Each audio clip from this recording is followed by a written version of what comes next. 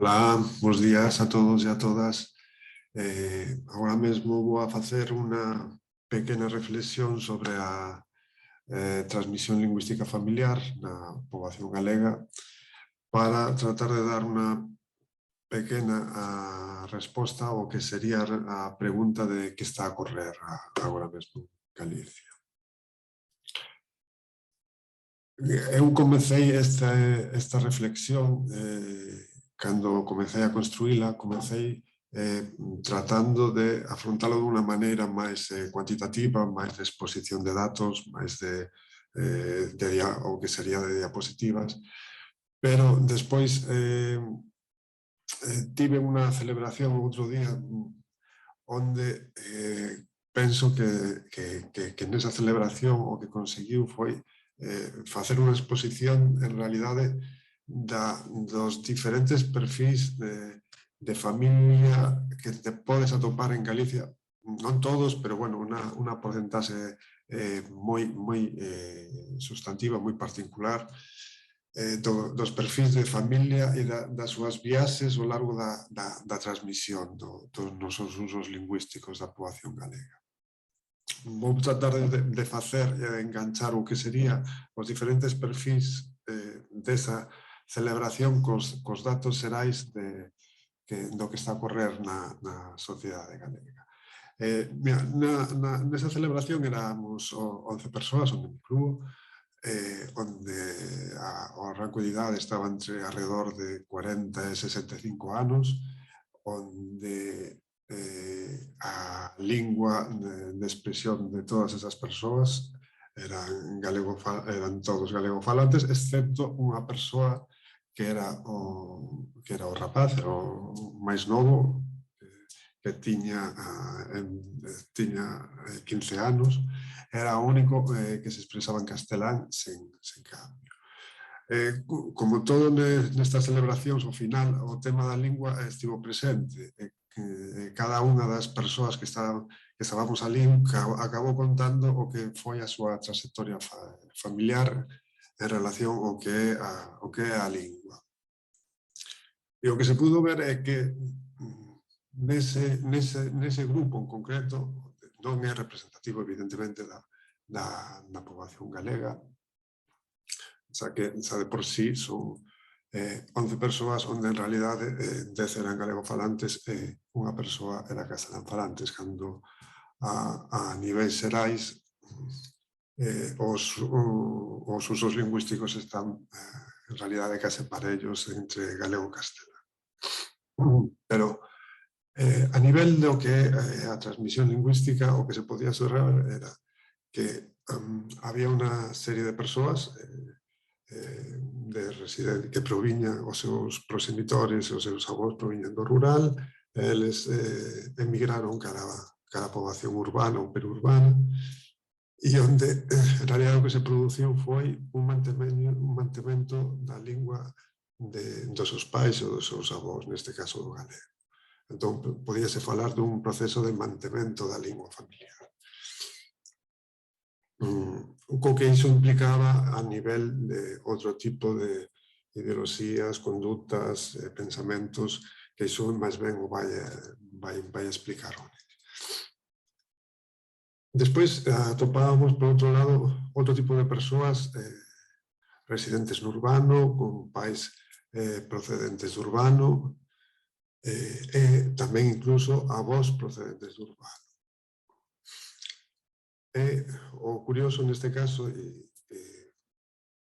o que se pode decir, o cambio nestes dous casos, nestes tres casos, perdón, estes dous casos foi de persoas de familias castelanfalantes de clase media do urbano. O que se produciu foi un proceso de non mantemento da lingua familiar, sino en realidade de cambio da lingua de transmisión familiar incorporando o galego. Neste caso foron dúas condutas e incluso o que se pode decir en dúas xeracións diferentes, unha xeración de 65 adiante e unha xeración do tramo dos 40 en diante. De dúas poboacións do urbano diferentes, con dos porcentaxes de uso incluso diferentes, unha de Vigo e outra de Santiago.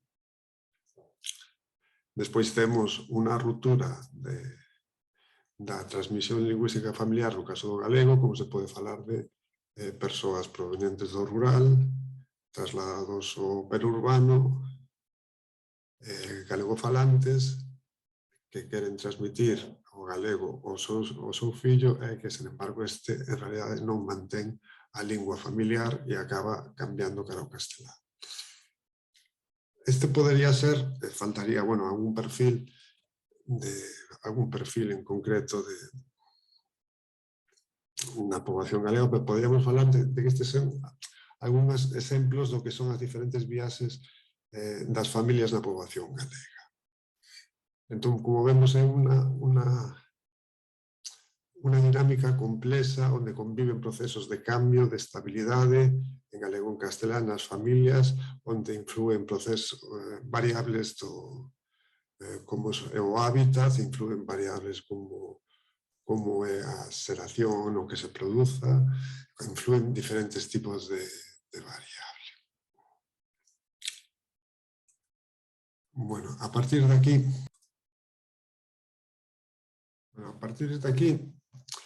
vamos a tratar de ver o seguinte.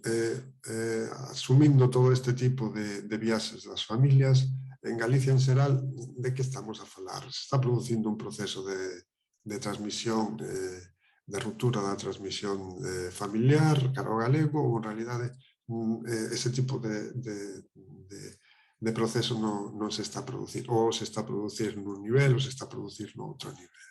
Entón, tratei de resumir iso nunha forma bastante sinxela a través de unha figura, onde recollín os datos do mapa sociolingüístico do 1992 e contrasteino cos datos do mapa sociolingüístico cos datos do IGE do 2018. Circunscribino a un tramo de idade concreto que sería o tramo de 39 a 49 anos e recollín os datos de varias xeracións diferentes. A lingua transmitida polos avós, a lingua transmitida polos proxenitores, nai en concreto, a lingua a parella e a lingua transmitida aos fillos ou fillas. Como se pode ver no gráfico, a figura, no que recollemos única e exclusivamente o que sería o uso do galego, as prácticas en galego. Entón, o que aí vedes é única e exclusivamente datos do uso do galego. Como se pode ver, aí o que temos no 92 é un proceso de retroceso progresivo a medida que van transcurrindo as xeracións. Temos a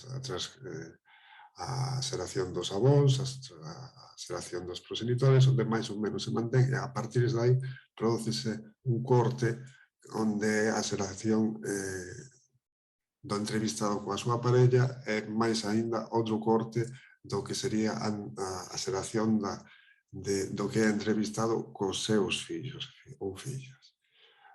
Asumindo ese tipo de corte, facendo unha especie de estimación, podíamos estar falando nesas xeracións dun retroceso da transmisión lingüística do galego de alrededor de 20 puntos no que nos datos recollidos no 92.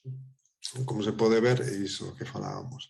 Este retroceso prodúcese fundamentalmente do que é nos proxenitores, o que é entrevistado, pero o retroceso incluso maior é do que é do entrevistado a cara aos seus fillos. De feito, ese tipo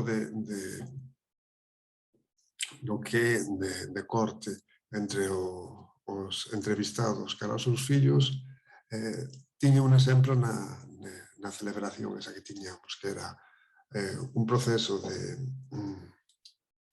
duns pais e nais emigrados do rural cara ao urbano, galegofalantes, onde chegan no urbano, por cuestións de acceso social e integración social, e a partir de aí deciden cambiar a súa lingua e comezar a falar castelán aos seus fillos. E, sen embargo, entre eles, dentro da súa casa, seguen a manter o que é o galego, entre eles, entre a parella.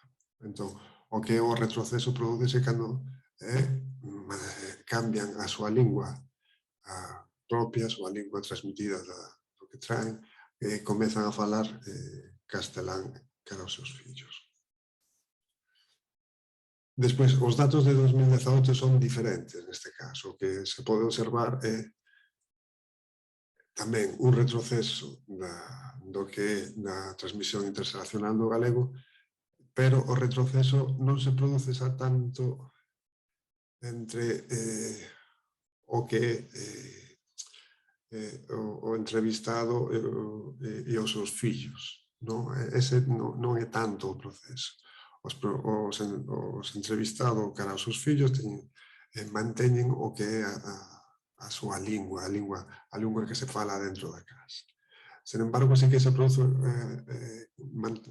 percíbese o corte o que é entre o que é a lingua falada cos seus proxenitores e a lingua que falan eles. O corte xa se produciu xa con anterioridade. Entón, o corte, ainda que diminuiu este retroceso na transmisión lingüística interxeracional, segue a manterse, o sea, a xeración do 92, a xeración de 2018 ainda segue a percibirse ese proceso de retroceso na transmisión lingüística do galego.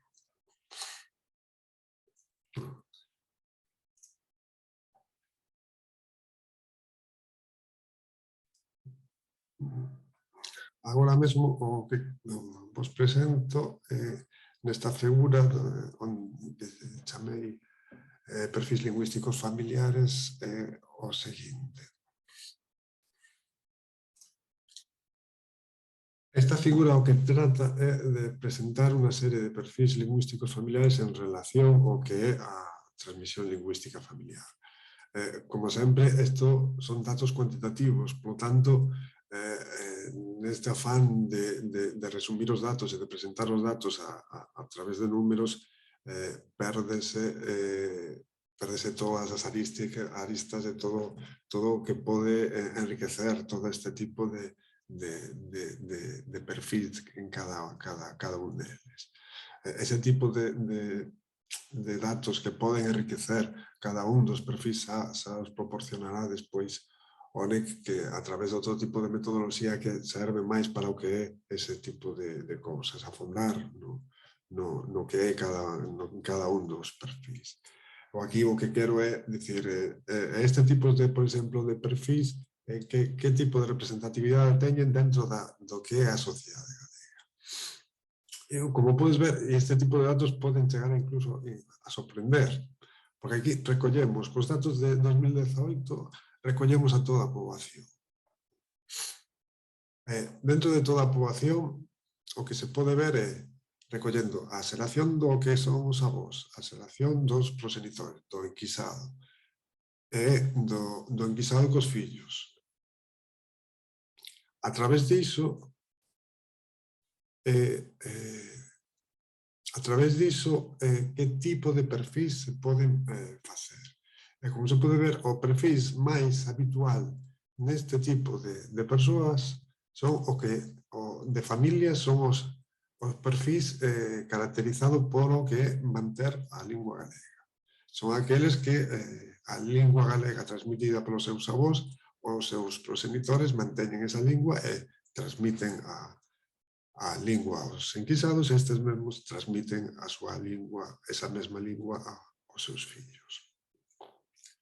Ese é o perfil en que en realidade é máis numeroso na sociedade galega neste momento actual, non facendo ningún tipo de criba por idade. A cuestión é, do outro lado do que é os outros tipos de perfis que recollimos aquí. E como se pode ver, xa comeza a haber un perfil bastante numeroso de persoas que en realidade, que é o 22%, de persoas que manteñen o o castelán. Pero manter o castelán neste caso, o que é estabilidade do castelán, quere decir que ni os enquisados transmiten a lingua castelán aos seus fillos, pero que os enquisados xa non teñen referenzas do galego nin nos seus pais, nin nos seus avós. Son núcleos familiares totalmente en castelán, onde o galego recóllese a través dunha socialización secundaria centrada case exclusivamente, en moitos dos casos, na escola. E despois quisemos o que era subdividir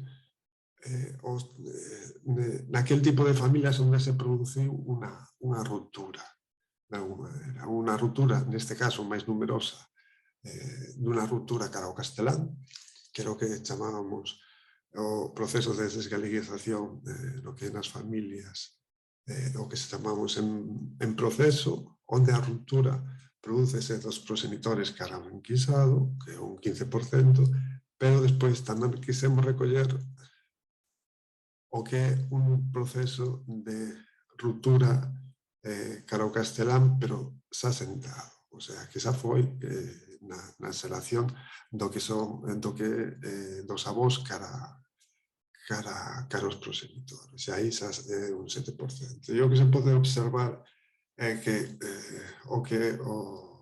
a figura hai case a metade das persoas que os teñen incluído na súa familia o castelán ou que están en procesos de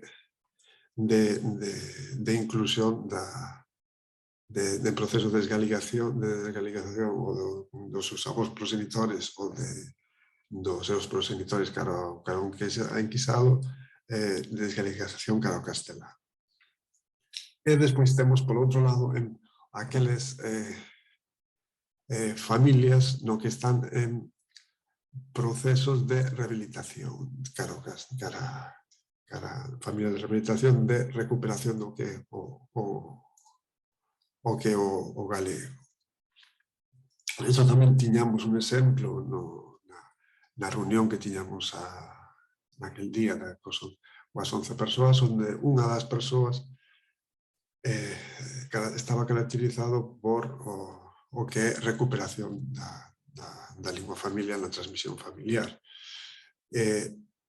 Como se podía describir ese proceso, onde, nese caso, nesa persoa, era onde os seus proxenitores e os seus avós tiñan incorporado e transmitían o castelán, e, sen embargo, esa persoa o que fixo foi, a través de outro tipo de socialización na sociedade onde se movía, incorporou a súa lingua, a lingua galega, que a fixo como súa, e comezou a transmitila e transmite aos seus descendentes.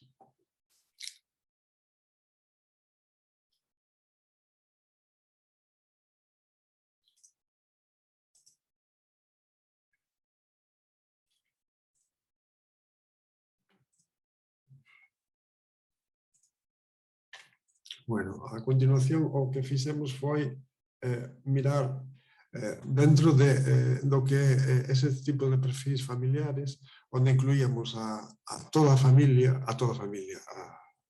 todos os perfis familiares que nos definimos, e incluímos en 2018 e incluímos todos os tramos de idade. O seguinte paso foi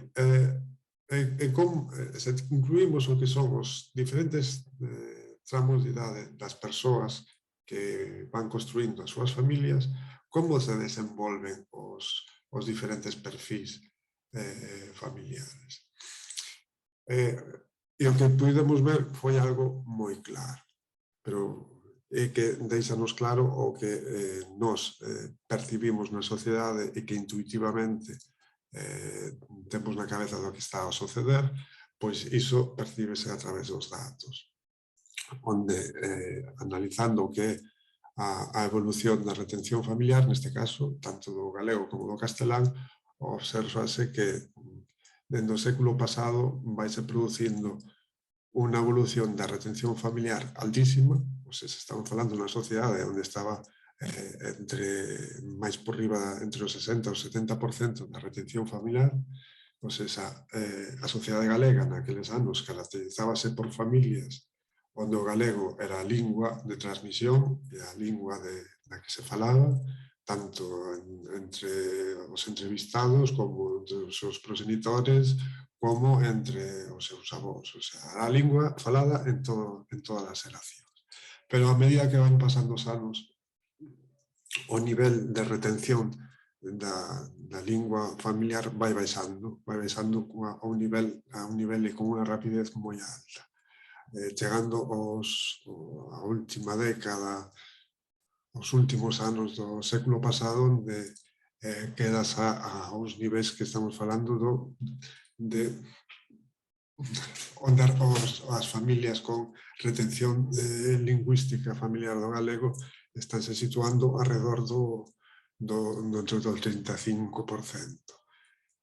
E coa entrada deste século, onde estes datos non podemos consideralos como fiables, porque o nivel de persoas que entran dentro desta categoría nos últimos anos do século pasado e primeiros deste xa comezan a ser moi poucos, esta tendencia segue a baixa.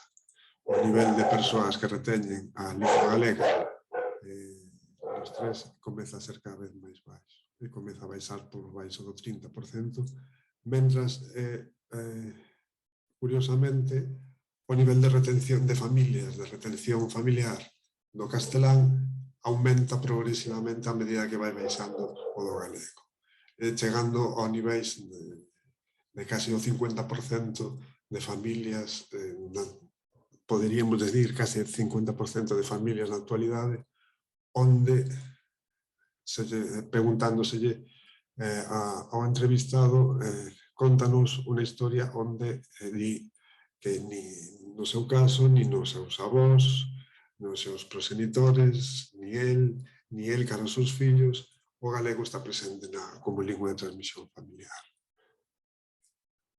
Este tipo de dato deixanos ben claro o perigo que se atopa a lingua galega nestes momentos na actualidade e o proceso de sustitución bastante claro no que nos atopamos. E por último, quería entrar o que é propiamente o centro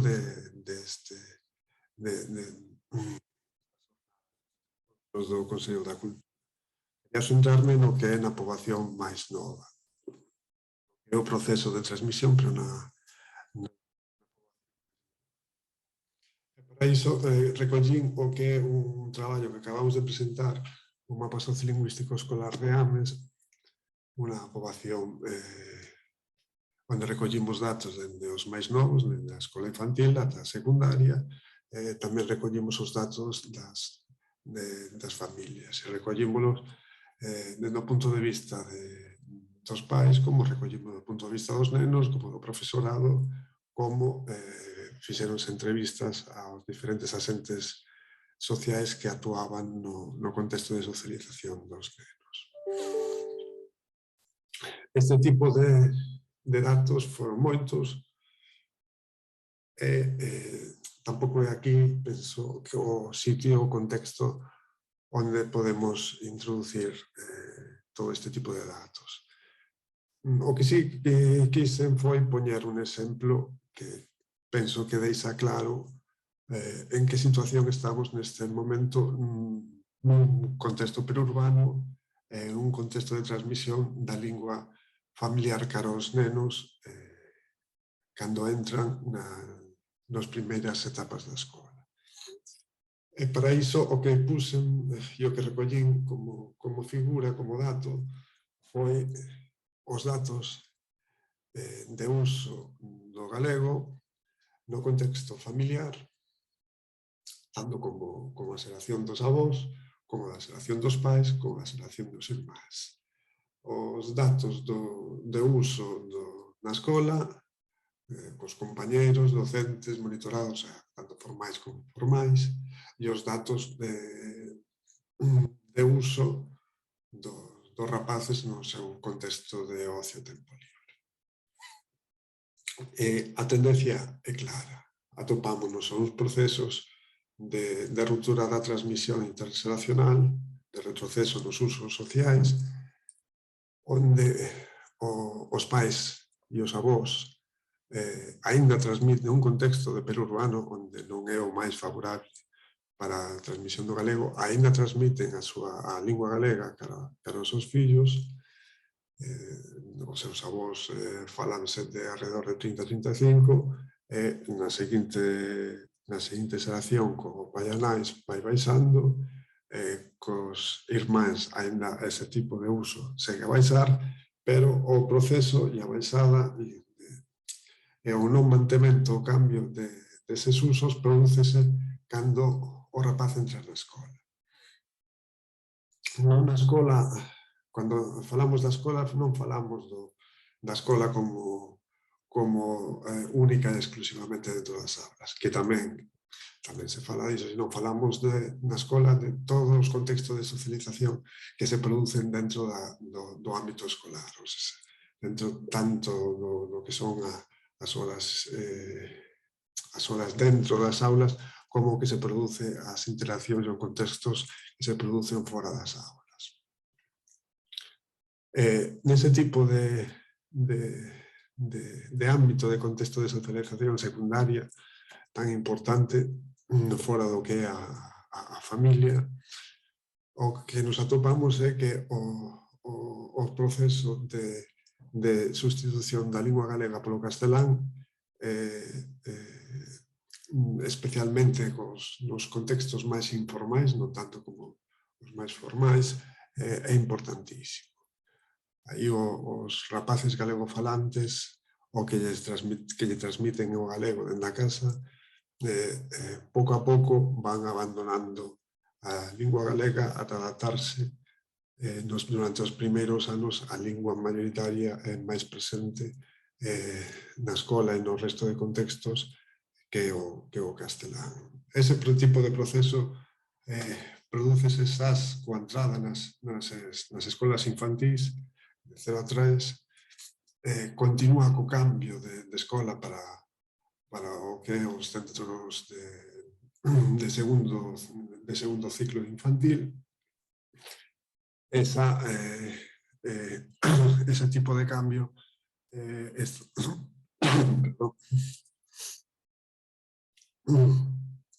pega un salto cando chega ao que é a primaria,